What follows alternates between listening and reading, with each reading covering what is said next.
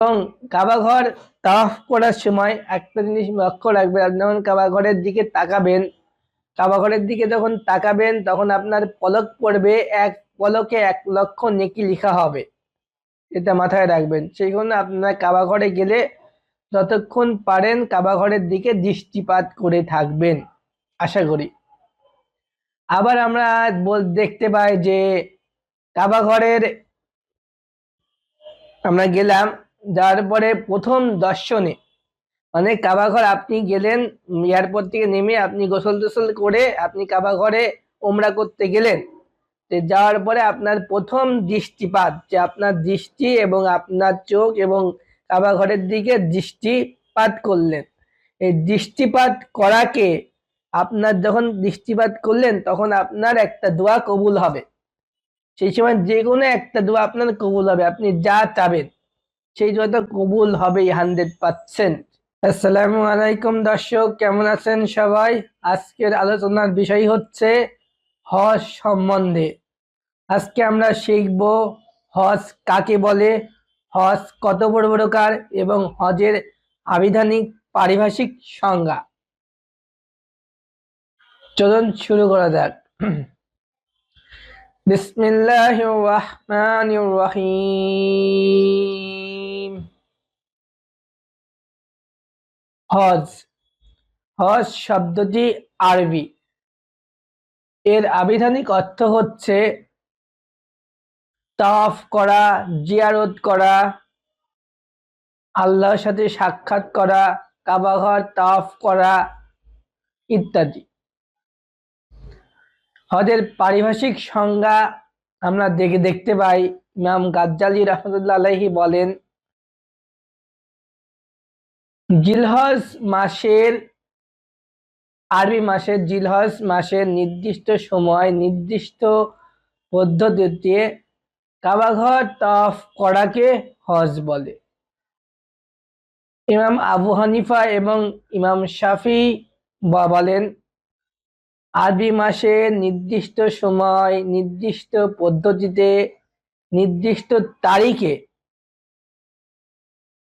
কাবা ঘর তাওয়াফ করা এবং মিনা, আরাফা, মুজদালেফায় অবস্থান করাকে হজ বলে।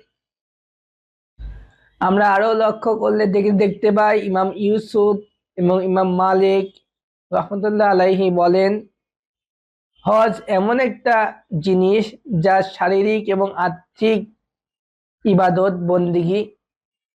এইটার এমন একটা পর্যায়ে মানুষের যদি তার একজন মানুষের যদি কাবা ঘর পর্যন্ত যেতে পারে, এরকম টাকা আছে, আবার ফিরে আসতে পারে প্লেন ভাড়া দিয়ে বাসায়, এরকম যদি টাকা যদি থাকে তার উপরে হজ ফরজ। আমরা দেখতে পাই তার উপরে হজ ফরজ।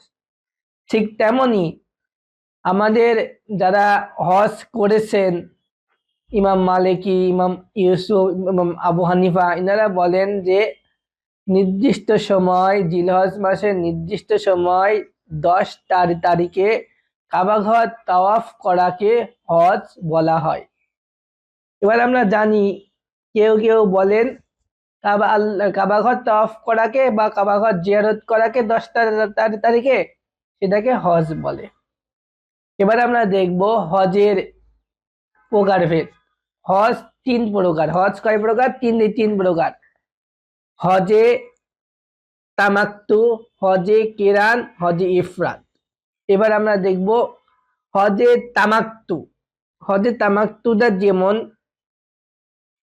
এহরাম, এখান থেকে আপনি হজ ক্যাম্প থেকে এহরাম বেঁধে ওমরা নিয়েতে, ওমরা এবং হজে ওমরা নিয়েতে এহরাম বেঁধে ওমরা করে চুল কেটে ফেলবেন, এহরাম খুলে ফেলবেন এবং 7 তারিখে আবার এহরাম বেঁধে 8 তারিখে আপনি হজ সম্পন্ন করবেন, এটাকে হজে তামাক্তু বলা হয়।